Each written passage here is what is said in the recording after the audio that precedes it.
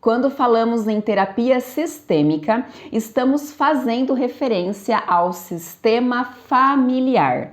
Bert Hellinger, ao longo dos seus estudos, descobriu 3 leis sistêmicas que, quando desrespeitadas, vão levar à produção de sintomas. Por isso é tão importante compreender estas leis, para que assim possamos respeitá-las e desta forma nos libertarmos de diversos bloqueios.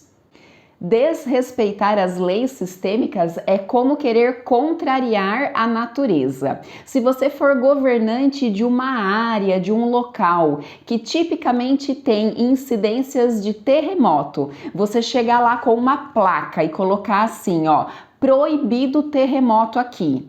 Aquela região, a natureza vai deixar de produzir terremotos só porque você não quer que aquilo ocorra ali? Não, ela não vai nem se importar com a placa, porque é da natureza daquela área produzir aquele evento. Assim acontece com as leis sistêmicas. Você pode até não concordar com elas, mas querer contrariá-las é entrar em um embate onde você só vai se desgastar em vão.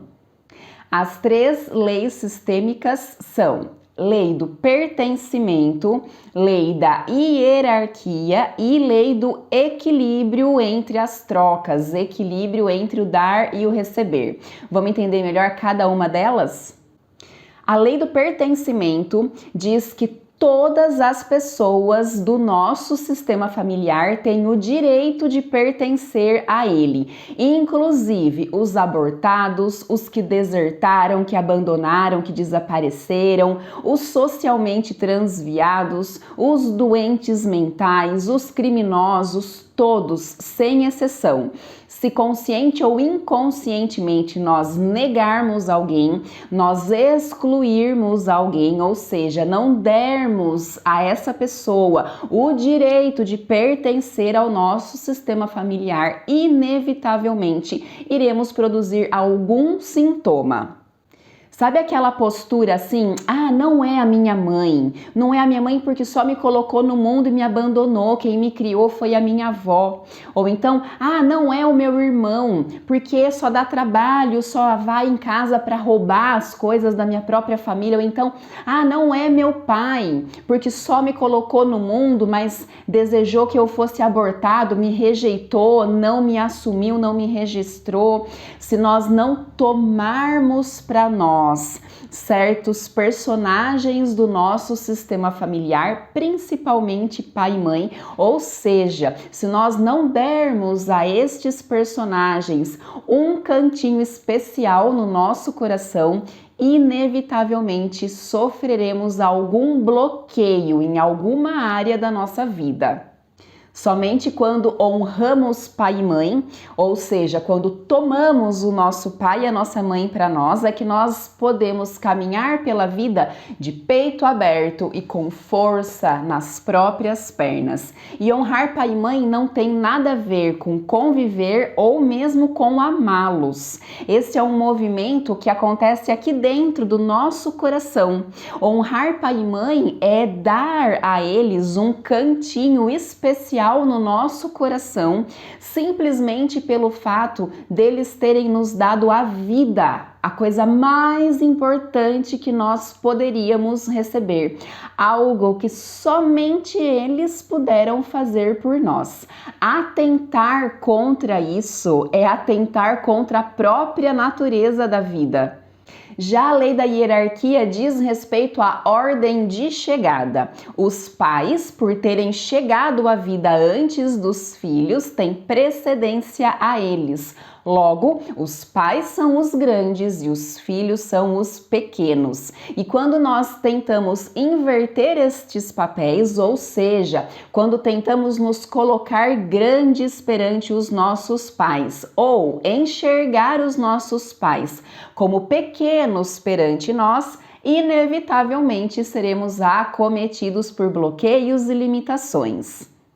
A inversão de papéis ocorre quando, primeiro, não aceitamos os nossos pais como eles são, não concordamos com as atitudes, com as escolhas, com o estilo de vida deles e acreditamos que nós sabemos o que é melhor para eles. Quando assumimos esta postura, de forma consciente ou inconsciente, estamos nos colocando maiores do que eles.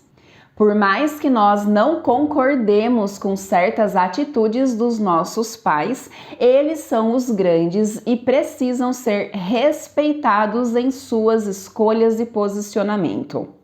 Segundo, quando sentimos dó ou pena dos nossos pais. Quando sentimos dó ou pena dos nossos pais, nós os colocamos pequenos, como se eles fossem incapazes de darem conta do próprio destino e como se nós fôssemos responsáveis pelo destino deles. Do jeito deles, eles são os grandes e eles dão conta do próprio destino. Eles dão conta do jeito deles, inclusive de arcar com as consequências das escolhas que eles fizeram e fazem ao longo da vida. Quando nós não nos colocamos pequenos em relação aos nossos pais e chega a hora de nós termos os nossos filhos, nós podemos não nos sentirmos fortes e capazes o suficientes para dar conta desta responsabilidade. Por quê? Porque perante os nossos filhos, aí sim nós somos os grandes. Mas se nós nos colocamos grandes desde lá de trás, desde a nossa infância, a hora que chega a nossa vez de sermos realmente grandes perante os nossos filhos, vem uma sensação de estafa. Eu não aguento mais, não sou capaz, não dou conta. Por que que isso pode acontecer? Porque a pessoa ela vem sendo grande desde muito tempo de maneira equivocada. E a lei do equilíbrio, por sua vez, diz que, exceto na relação entre pais e filhos, uma relação só se sustenta saudável a médio e longo prazo se houver um equilíbrio entre o dar e o receber. Se nós dermos mais do que recebermos ou recebermos mais do que dermos, de alguma forma essa relação ficará em desequilíbrio e tende a se desfazer com o passar do tempo. E esse dar e receber não precisa acontecer na mesma moeda. Muitas vezes nós damos algo e recebemos algo diferente em troca. Ainda que a moeda de troca seja diferente, o equilíbrio é fundamental. Isso vale nas relações profissionais, amizades e principalmente na relação afetiva. Não necessariamente uma relação que está desequilibrada precisa que uma das partes passe a dar mais para se equilibrar. Muitas vezes esse equilíbrio pode ser alcançado quando uma das partes passa a dar menos. Nos relacionamentos afetivos, devemos buscar pela igualdade de tamanhos. Para que a relação afetiva seja saudável, ninguém é melhor e nem maior do que ninguém. Todos temos o mesmo valor e medimos a mesma coisa. Isso nunca vai acontecer na relação entre pais e filhos. Na relação entre pais e filhos, sempre haverá um desequilíbrio natural.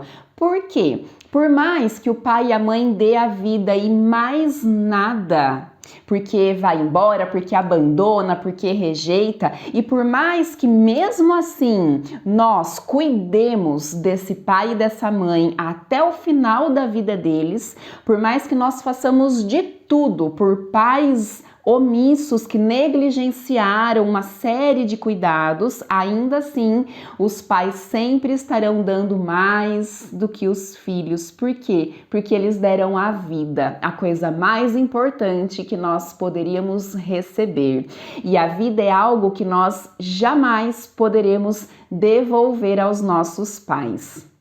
Quando nós não respeitamos as leis sistêmicas, além de produzir bloqueios ou sintomas diversos, nós temos uma tendência muito grande de acabar por reproduzir justamente aqueles comportamentos dos nossos pais que nós menos aprovamos. É muito comum as pessoas terem medo de terminar como o pai ou como a mãe. Se esse é o seu caso, acredite, você já está neste caminho de terminar como eles. Por isso é de tanta contribuição trazer todo esse conhecimento das dinâmicas sistêmicas para dentro da etapa de ressignificação dos eventos traumáticos do passado que nós acessamos na sessão de hipnose clássica através da regressão de memória.